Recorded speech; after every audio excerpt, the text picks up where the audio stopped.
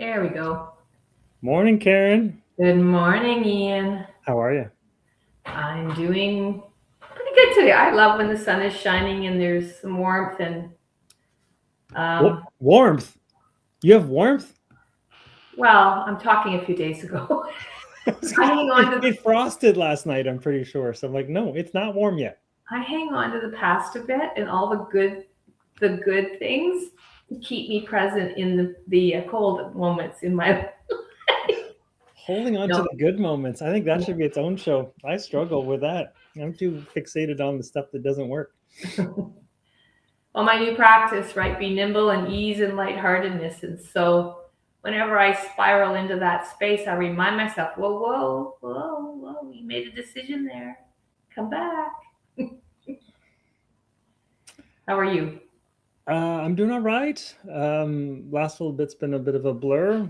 We did a lot of painting last week. The entire weekend was mudding, sanding, priming, touching up, and painting. Ooh. Our whole upstairs is a disaster. Everything's been pushed to one side of the room so we could do basically one half, and then the idea is that we'll move everything back and we'll do the other side and then clean everything. Anyways, it's a bit of a mess, but we're making some progress, which is nice to see, because when you do project like this, there's so much prep work that goes into the final product. So when someone says, hey, we should repaint, the whole thing, it takes a lot to get to the end goal. And yeah, it's taking a lot. However, we're getting there. It's looking pretty good. Awesome. And when you see progress, that's when I start to feel better. It's when I don't see progress, like mud a hole, let it dry, sand it off. Okay, it's almost ready. Do it again. Okay, maybe that one's ready. Oh, I forgot this one over here, so we still can't do that wall. So that stuff drives me a little bit bananas, but there's some satisfaction that happens when you get past that and you start seeing real paint on the wall. So that's where I've been the last little while,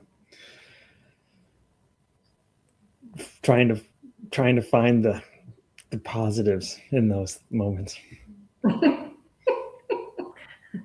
Well, I'm hearing a little bit of it being spattered into the work part, the reward, the satisfaction, which is often so true in, when you're taking on something that's important to you. There's the rough patches and everything you're describing is just the journey that we all go on, and but not forgetting what the end goal is. Yeah. Yeah, cool. So I asked you late yesterday, hey, what do you want to talk about? So you came up with a topic, and I'm going to show you the image that I had AI help me with this morning. I'll get your first take on it. So the title of today is An Amateur Approach to Building Coaching Capacity. So we're going to add this to the stage. I love it. So Karen is an integral master coach from Integral Coaching Canada. She's got her coaching certification there, a real deal thing that she can hold. I, on the other hand, am holding a napkin certificate that I made myself. Yet we both are professional coaches. We both charge money to help people uncover their potential. But we are different. I just thought this would be a fun way to play with this to start, and then we'll see where it goes. Do I start? Yeah. Well, actually, So it's a perfect springboard for me. But yeah, what do you want to say before I get started? yeah, I guess what I wanted to say is that regardless of what background or training or whatever, I don't think the paper on the wall necessarily means a whole hill of beans to everybody. It might mean something to some people who need you to have that certification, but um, when we show up the way that we show up, especially the way I think I show up for people, I'm there for them. I'm not there to promote who I am and what I've done. I'm there to serve you and uncover what's most important to you in that moment in time. And I don't need a piece of paper to tell me, to say that I know how to do that. It's just how I am. And yeah, I wanted to start there. I didn't have a big diatribe that I wanted to go into necessarily, but that's where I wanted to begin. This is so, as we don't script anything before we go on these podcasts. But on my paper is something that's just tied into what you just said about who I am. So when I got into the coaching world, and my other practice is engagement. So I have two kind of passions for wanting to really support organizations, individuals, teams, in being able to have, deepen their conversations, collaborate better together, be able to mobilize things that are complex. The world is way more complex, and workplaces are complex. Lots of different levels, humans, a bunch of people are coming together from various backgrounds. And so when I was in that practice, I was being called on. This is before I got my certificate, because I started to practice. I met two mentors who talked about, what's your leadership practice? And I mean, how many times have we been asked to define leadership? And the one mentor that I had in my world, Bob Chartier, I've mentioned him before, he talked about this idea that we have a job. We come when we do our job, and we're hired because of those skills, but that there's a corner of the desk where we decide what is our leadership practice. What skills do we want to use? How do we want to contribute? And it really shook me up at that time, because I was going up the organizational leadership ladder. I was in a competition to become a director. And I had my thoughts that that's when you practice leadership, when you go up the ladder. And so what Bob did, and he actually just wrote an article on it, I said, my leadership ladder is going to be going sideways. I don't want to go up. I want to stay here and make a difference across the system, with the teams, with the other organizations. I don't have a passion to go up, because that's not where I do good work.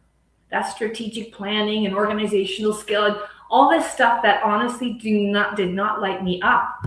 I knew how to do it, but it did not make me go, yay! Still doesn't to this day. But I know it's a practice. So I called it sideways leadership. And I met one of the things I did, I just setting this up, Ian, is I interviewed, and he changed my whole thought process. What I started to do is, when I found interesting leaders in my organization, I worked for Veterans Affairs, when they were close to retirement, I would write them an email and ask them if I could interview them. Not one of them. These are like ADMs, Associate Deputy Ministers. Like I'm way down the ladder, this ladder. But they had seen me in action. I had come and facilitated some gigs. I had taught some coaching tools to their teams. And this one particular fellow named Bob Mercer said, yeah, sure. And Bob was legally blind as a child, right up to, he was just about to retire. And when I asked him, like, what would you define leadership? What do you feel your leadership practice was? And he said, if I'm going to do that, I'll have to tell you my story. And what he told me was he was blind, and his mother insisted that he went to a normal school. And when he was about 7 years old, the teachers came to her home, and he was upstairs. And they said to her, you need to send Bobby to the school for blind in Halifax. He was from the East Coast. And she was crying, no, we want him to be a normal child. And they said, he will be. He is a normal child, but this is where he will flourish. And the first day, so he had to go away and live in residence. And the first day he was there, and gives me goosebumps to this day. And when he came into the classroom, the teacher said, who are you, Bobby Mercer? Tell me about you. And he said, that was the first time I was ever called by my name. I was always called the blind kid. And so he ended up going to go to university, and he found his passion was learning, and he got into the learning world. And he worked for CNIB and got to the top of the organization. And he told me his whole story about his journey.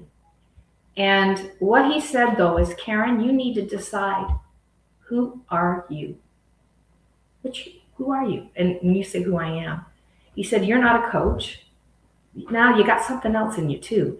You're not an engagement practitioner. Those words don't line up to what I see in a room. When you're in a room, you make me feel better. I feel like I can contribute. So I had to go away and decide, who am I? And so the certificates and all that stuff, we often attach ourselves to that. And so I called myself a shift disturber. I realized that I create space for human potential to fully emerge. And I do that by using coaching tools and engagement tools to open up the conversations, to create intimate spaces. And so I started to realize that I needed, in order for me to make a difference, I needed to reach other people like me that didn't want to go up the ladder. And I called them red tomatoes. You're one of them, Ian. Mm-hmm. And I started red tomatoes in an organization, as we think we have to go to the top and have all these plans and bring it down, or hire an expert, or another thing, let HR deal with the people side. There was all these mental models of how we make change happen. And what I realized is I needed to find a red tomato on a tomato plant that's already red, that's out there like Ian's and Karen's and Mark's and Bob's and Sylvie's, and we could name, Lucille's, all the people we've met in our world. That when we create this space, hey, do you want to come and learn some coaching practices and share them? All you have to do is, lead a workshop and share them with peers. That's it. And all of a sudden, these people started to pop up. Me too, me too, me too, me too. Didn't matter. We had a Navy commanding officer. We had HR people. We had ADMs. We had frontline people. We had young professionals. There were no titles in the room, is what I'm trying to say. They had an interest in changing the conversation and bringing these coaching practices to their peers to help create a coaching culture. So I realized that my purpose and why I love the amateur coaching approach is that we can bring experts in and they're wonderful. They're absolutely amazing. They bring a lot, but it's not sustainable. If you don't build the capacity across a system, in a family unit, in a workplace, on a team, it will not continue. It's not a sustainable model. So what you and I and Mark created was this professional, and we call it the professional amateur. Doesn't mean it isn't credible, valuable. You don't put the work into it, but you don't have a certificate. It's how are you going to create a ripple effect? How are you going to start showing up this way and create that ripple across the system? I feel that's my work, and it's been my work for 25 years, is the ripple effect. Could I have done the formal? Absolutely. But I realized that's not where I was going to make the difference I wanted to make. This was introduced to me because actually I met Karen at a combination of tools for engagement and coaching practices workshop that was done in Ottawa in 2012, I want to say. 2011, 2012, something like that. And when I heard Karen, I knew I needed to be a part of this movement, whatever it was. I didn't even understand it. I just knew, okay, there's coaching, there's these tools, this is cool. I feel like these are my people. Yeah, I was red tomato, ready to fall off the plant. The green ones are really, they're stuck on there. You can't make them ripe, right? Even if you pull them in and let them sit for a week, they don't turn. So yeah, you need ripe tomatoes. I was ripe. And the application process was ridiculous because I found out on the Thursday, Friday that this was a thing, and I had to have it submitted by Monday, and everything aligned. And I was able to go to Toronto. This is probably near the end of when you were able to travel in government before things got, super weird and tight. And I ended up going and learning from Karen and Bob. But what I learned on that training at the time was the whole idea of the corner of the desk practice, and that you take that with you. It's not when you create a practice for yourself or dive into that, it's yours. The job doesn't take it away. You get fired. It's something you carry with you all the time.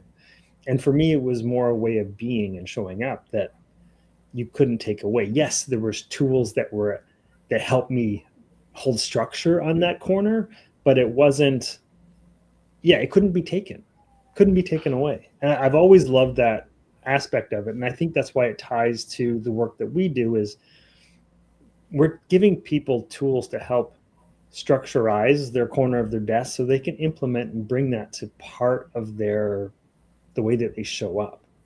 So regardless if they switch jobs or retire or whatever, it's always part of the package that is them when they move along. And because they were red, they've adopted these tools and techniques and ways of showing up that serve the conversations that they have. And that's the ripple effect.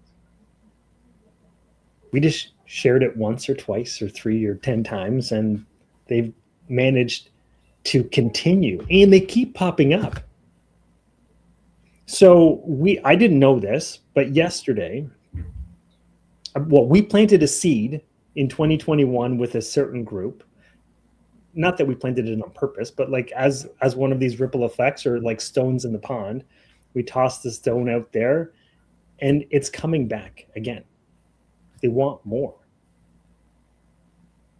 And I think it's because of the atmosphere, the community that we attract. They keep coming back because it's of value. And I think that's where the amateur approach flourishes. Because if you rely on the experts all the time, nothing gets, you're sitting on your hands waiting for somebody else to come along and do the work for you. Well, they leave. They do a great job, but then they leave the system. So planting these amateurs across the system and continuing to water the garden, at the tomato plants, making sure they, getting what they need. And we had a community of practice model where we had regular engagement with them to, whatever they needed support around. Still to this day, I've been out of the system formally for 11 years, and I continuously have people triple back saying, can you go over that with me again? I do this because my legacy is them, not me. Mm-hmm. Hence why I stick, continuing to offer this with you, because that legacy work is passing it along. This is long game sustainability. The shifts take many, many years. The purpose of a culture is to sustain itself. So the second thing why we did it this way is red tomatoes, people that see a different way or have a knowing of something or skills, they often feel alone. So there's a group of people. In fact, one person has already told me, since even in our Changing the Conversation coaching practice series, they've met strangers have met, and they are staying in contact. So, you get to see the red tomatoes. They're all over the place, but they often feel isolated and alone. So, one of my chapters was, when you no longer fit, what happens? And that's the community of practice, finding your community. So the other reason why I really feel strongly about what we're doing is that's my second gift. I'm a community builder. So bringing people together and, giving them a chance. Like we send them off to practice on their own so they get to know each other. The organicness of building a community, they find their people that they want to talk to about it, learn together. Often, like you and I, we ended up partnering together, you and I and Mark, for a number of years. And, I found you inside this community work I was doing. I went, I'd like to continue, working with Ian and Mark. There's something, your hand kept coming up. Yeah, I'll help. And I went, okay, there's something here. And you're part of my legacy. This idea that there's a few years between us, and just seeing that energy and desire to continue in someone else. So I think it's really, and in organizations, the real conversations are happening at the individual level. So even if we have a professional up here, they're not in the everyday conversations. So building that capacity at the front lines or management level, often coaching's offered out to the executive cadre, which is amazing. They have lots to learn and big things they need to be able to navigate. But building it at all levels is how that model shifts the way we engage, the way we measure success. It elevates our productivity, our satisfaction, our ability to get things done, our collaboration. So that's why I've continued to offer the tools and continue to bring them into the world, because I see the benefit of how they work and others are using them. So I'm kind of a bit of a believer that I think this is the true model, but it takes an expert or someone with experience. I hate the word expert. Someone like you or me, who the reason why we've practiced and practiced and practiced and practiced and practiced, sometimes individually, together, and we feel enough confidence and competence to continue to share it with others. So the certificate, really, honestly, I don't disagree with you. It helped me grow and I'm thankful for it. But my practice is the work I've done and the continuous practice that I've created. And for me, it's that ability to be able to transmit it to others. That's been my gift, I believe. I don't know why I'm thinking this, but do you see a what's next for this? Well, I asked Bob Chartrey that question 20 years ago. Well, this is not recent news then, is it? I said, Bob, what do you see happening, 20 years from now? He said, it'll be the same thing happening over and over again. The invitation always is we've put out there to train the trainers for trainers. So we can't, for me, that is and I see it happening. Maybe it's not happening the way I thought it would look.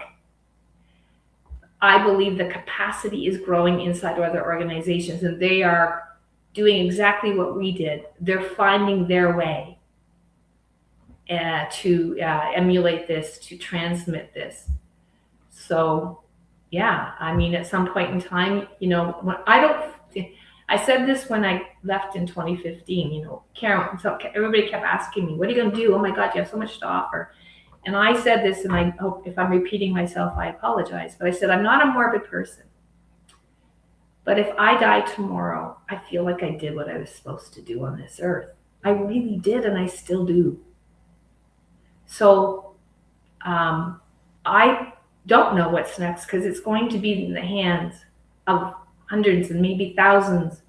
I can say for sure thousands and thousands of individuals that have taken the time to come and learn. So there's my answer. I don't have a plan. Oh, look at that. Karen likes to plan. Maybe we will do something, Ian. I don't know. I feel confident. There's lots out there already. I was doing some scrambling this morning, trying to find out what it is that we did in 2021 and 2022 for this thing that has maybe popped up. And I did find a list of, I think, of about 250 names in that sequence of emails or documents. I was like, holy cow. And I know that's a small number of who we have got in front of, but it was like, I don't even know where that list came. I don't even know where that list came from, but I cycled through it and yep. I remember that person. Yep. Bunch I don't, sorry. But yeah, I was just amazed at how many people had been touched in that iteration of it. Yeah. And there were two before that, Ian, because you remember you broke up with me. Oh yeah. Well, yeah, there's lots of stories there for sure. But that's part of the evolution too, right? So, we started off in the workshop model in front of humans. That's what it was. And I know you continued on with you did community calls at one point. Sorry, I'm going to jump tracks again. So Karen convinced me at one point, yeah, you should try out for this NMC competition or whatever. There's an opening at the National Managers Community. You should do that. So I tried to turn my corner of my desk into my desk by going to the NMC. And this is just proof that you get to keep the corner of your desk. You don't get to keep the desk. Because I didn't make it 4 months before they terminated most of us. And not because of the work we did. The work we did was great. It was time for cuts, and they cut. But it didn't eliminate my drive to want to do the work. And that's when I quit. I preemptively quit on you, and I quit government, and I started doing the stuff on my own. My coaching work in general, not necessarily this, but yeah, this work has legs. And this partly why I've started this podcast was because I wanted there to be a regularity and a place for people to land and see this stuff, because I don't want this stuff to disappear. I want it to have a life of its own beyond us, because we have spent, I don't know, thousands of hours talking about coaching on a semi-weekly basis for the last 10 plus years, dozen years. And there's been a lot of great conversations. There's been a lot of ahas. There's been a lot of, oh, is that recorded? Can we keep that? Can we use it somewhere? And most of that material it's either erased or in a databank somewhere or whatever, but it doesn't have a life. So at least I believe that this has the opportunity to hold a community who are interested, so that when those red tomatoes find us, however they find us, there's a place for them to come, to see, to learn, to apply the practices. I mean, this channel has a bunch of practices already on them that people can use at their leisure without actually having to take training with us. The training is obviously great because people get to learn from us and from each other, but it's out there. We don't copyright anything. Ian, I wanted to say something that's what you said about things. It's not your job. Your job you have a job, but you take your practice with you wherever you go. Yeah. And I would want to just say that coaching is not for everybody. And my engagement work wasn't for everybody. And so that's the other thing, right? It's finding red tomatoes that are interested in learning that too, or practicing it with you. But when we got cut, and we all went back to our organizations, when I came in, there was a situation happening. There was some tension in the team that I was coming back to. And I've never, remember I said I didn't go up the leadership ladder. I was their manager, and now I was coming back and I was going to be their peer. So that's always an interesting shift.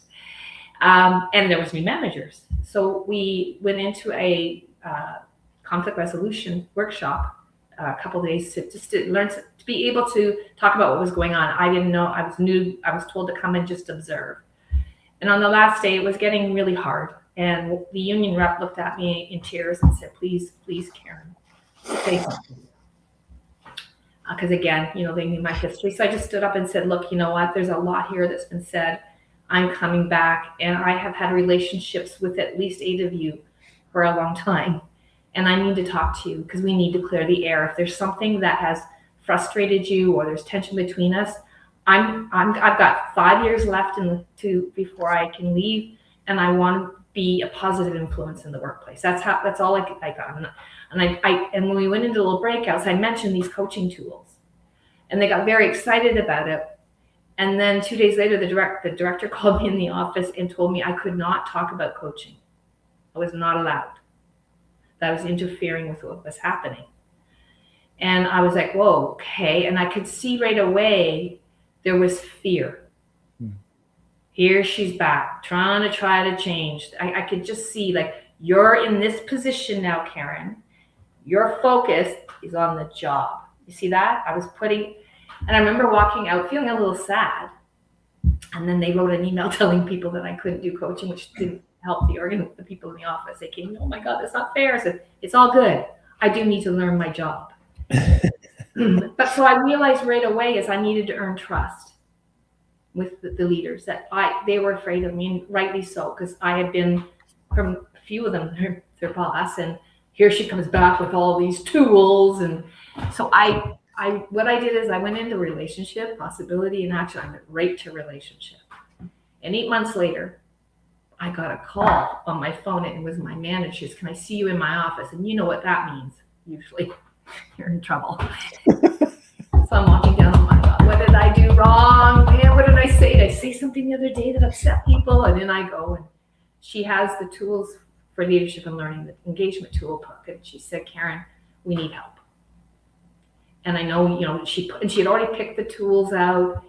And I was totally shocked. And I grabbed a pen, as you know, and started writing things out. When do you want to get out of the session? And, and I went away and I designed something. And the day I was going in to do the session, I had a migraine.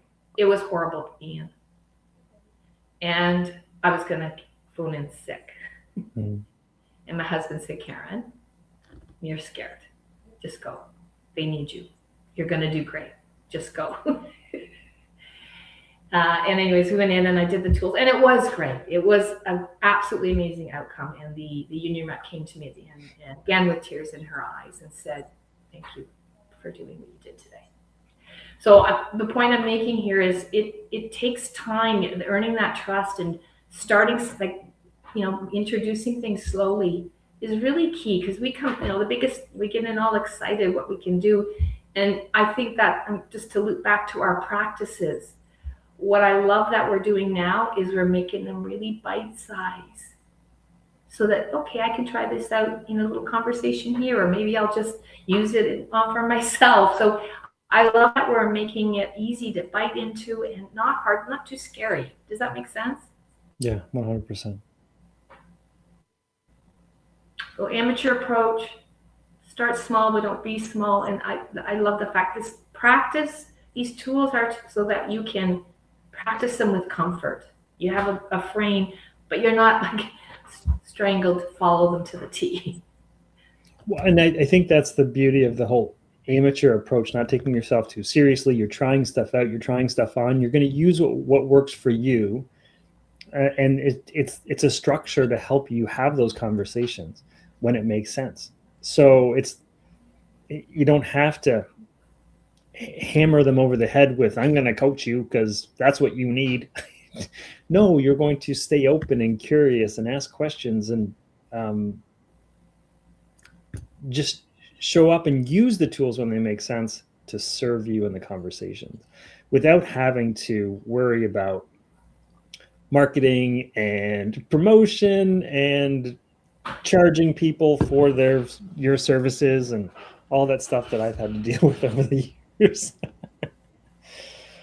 That's the hard part. Just be a ripple. That's the hard part. Yeah. Cool. Well, thanks for bringing this up, Karen. I think this is great. And actually, we're going to be doing a tools review of what we've done so far coming up in a few weeks. So there will be something on the website if you use the QR code soon. And so nice tools review, and send people off to the summer with a little practice, a setup so that they can practice over the course of the summer with their amateur coaching tools. And it's one of our engagement tools. So we're now starting to bring in some of those engagement practices into our coaching work, which I think is really exciting. Could be good. Come show up. All right. Take care, everybody. We'll see you next week.